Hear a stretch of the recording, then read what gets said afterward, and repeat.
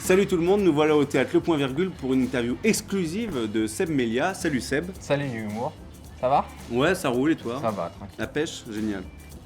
Parle-nous un peu de ton spectacle, qui s'appelle d'ailleurs Seb Melia ne perd jamais. Alors, c'est un spectacle de stand-up. Je fais beaucoup de storytelling, je raconte beaucoup d'histoires qui me sont arrivées, etc. Et j'essaie de le faire partager aux gens, j'essaie de faire en sorte que les gens se retrouvent dedans et qu'on rigole tous ensemble en fait, comme une bande de potes en fait, comme un pote qui raconte des anecdotes. Voilà. Ouais. Depuis combien de temps tu joues ce spectacle? Ça va faire 3 ans, je crois, à peu près, un peu plus, un peu moins. Il a beaucoup évolué depuis? Ouais, parce que j'écris beaucoup, c'est du stand-up donc j'écris beaucoup de nouvelles choses en fonction de ce qui m'arrive, de ma vie, etc.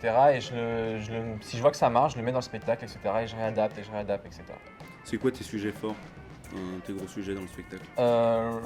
Comme je te dis, comme c'est des histoires, c'est des storytelling, donc je raconte des choses qui me sont arrivées quand j'étais petit, avec ma grand-mère, ou dans le RER, ou sur la route, quand un mec a voulu me tuer une fois. Voilà, plein de choses banales.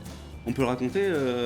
C'est quoi? Non, mais en fait, j'ai fait un doigt Mhm. sur la route à un routier, ne faites jamais ça si vous voulez pas mourir. Mhm. Et le gars, il m'a poursuivi, et je m'en suis sorti de justesse, et j'en fais des blagues en fait. Et je trouve ça super intéressant de transformer quelque chose qui fait peur ou qui aurait pu être triste en quelque chose de drôle, et on en rigole tous ensemble en fait. Donc il n'y a pas de malaise, c'est des blagues. Que de l'humour. Seb Melia ne perd jamais, c'est une référence à Parker Lewis ne perd jamais, la série. Est-ce que tu peux nous en parler un petit peu? En fait, c'est une double référence. À la fois à Parker Lewis ne perd jamais, qui est une série culte, mais je me base pas uniquement sur cette référence-là parce que de moins en moins de gens l'ont en fait. C'est plus générationnel, c'est plus ma génération. Mais c'est aussi ne perd jamais parce que dans mes histoires, je me victimise souvent. Je suis souvent dans des galères et je m'en sors à chaque fois, mais de justesse. Et c'est pour ça que c'est une manière ironique de se la raconter, de dire Seb Melia ne perd jamais, mais en vrai, je me victimise énormément. C'est pour ça que maintenant, sur l'affiche, en bas, il y a écrit « mais gagne rarement ». Comment s'est passée la première partie de Gad Elmaleh à l'Olympia? Il t'a proposé de faire une pub pour LCL après ou un truc comme ça? Non, j'aurais bien aimé, ça aurait été drôle. Les premières parties sont très bien passées, très très cool. Petit temps d'adaptation, les 2 premières, parce que j'en ai fait 6 à l'Olympia. Petit temps d'adaptation sur les 2 premières, parce que la salle était tellement grande qu'il me fallait un peu un temps pour me faire à la taille, etc., pour m'y faire. Et puis après, ça a vraiment été de mieux en mieux. Et Gad était super cool, super drôle, il m'a vraiment beaucoup fait rire. C'est un mec qui est très drôle même dans la vie de tous les jours.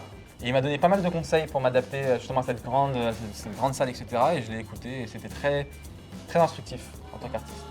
Quels sont tes projets à venir là? Ben là pour le moment ça serait de continuer à prendre du plaisir au point virgule, à rigoler. Donc voilà, je vous attends tous nombreux si vous nous regardez.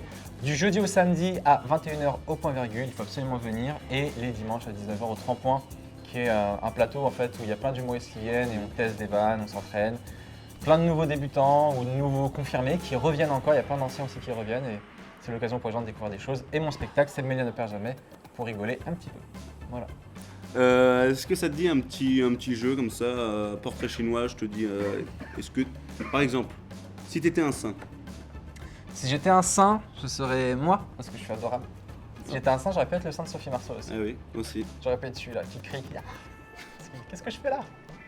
Si tu étais une arme? Si j'étais une arme, je serais une arme de distraction massive. Ouais, ça a jamais été fait non plus. Non, C'est jamais.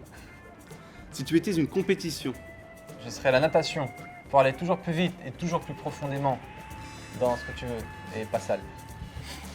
Si tu étais un surnom un peu pourri, quoi. Ma copine elle m'a donné un surnom, c'est le pire de la Terre. Elle m'appelle Sébichon. Ah oui, c'est pourri. Sébichon, t'imagines ou pas? Ouais. C'est à la fois, c'est un peu comme un animal de compagnie. Oui, c'est mignon, C'est c'est bichon, mignon. mon gars. Et moi j'ai mis ça sur un jeu de guerre. Je me suis entraîné ça parce qu'il fallait entrer un nom, Ah ouais. tu sais. Et du coup je suis pas crédible parce que je suis là, je me dis, vous inquiétez pas, c'est bichon, il va vous tuer. Tu sais, alors que tu peux pas faire du mal quand je t'appelle Sébichon. Si tu étais une addiction? Je serais la coque. Tu sais pas pourquoi? Ah, j'en prends depuis tout petit. Ok, non mais. C'est pas vrai. Si tu étais une faute de goût? Je serais cette chemise. Elle est bien ou pas? Oh, elle est géniale, elle est tendance. T'aimes bien? Non, c'est très tendance, c'est très. Ouais. C'est dans le coup, quoi. J'ai tenté. Très bien joué en tout cas. Si tu étais une partie du corps? Je serais pas les pieds. Ah ouais? Ouais, je pense. Pourquoi t'es un premier avec les pieds? Ouais, je suis pas très fan des pieds. Surtout en été, tout le monde lâche leurs pieds comme ça. C'est pas une partie du corps que j'aime bien en fait. Le monopied de Bruxelles m'a beaucoup fait rire. Il m'a beaucoup fait rire. J'avoue que c'est le seul pied qui m'a vraiment fait taper des grosses barres. Voilà. Et après, je serais le nez. J'aime bien le nez. Si tu étais le slip d'une célébrité? Le slip d'une célébrité, je Ouais, allez, une serais. petite culotte ou un string, ce que tu veux. Ouais, je serais la culotte de Eva Mendes. Pas mal. Je ferais tout pour être la culotte d'Eva Mendes. Eva, si tu regardes tu pourrais être ta culotte. Tu La, serais proche- bien. La prochaine question est aussi pour Eva Mendes d'ailleurs. Ouais. Si Et- t'étais et une non, position regarde. sexuelle, Je serais la levrette. Mais moi en levrette avec Eva Mendes qui me... voilà, comme ça c'est bien, on est d'accord. Si tu étais une question qui te ferait quitter l'interview, Une question qui me ferait quitter l'interview. Franchement, qu'est-ce qu'on peut te souhaiter pour la suite, Seb? qu'est-ce comme- qu'on peut te souhaiter pour la suite, Sam? Que cette salle que vous voyez là, qui est très très belle, soit remplie, qu'il y ait plein de gens qui viennent, que Humour vienne et qu'on se tape tous des barres ensemble. Merci Humour. Ciao. Ben voilà, c'était Seb Melia, à la prochaine. Hein. Je vous fais un bisou à tous et lui aussi vous fait des bisous, mais il est parti très loin. Ciao.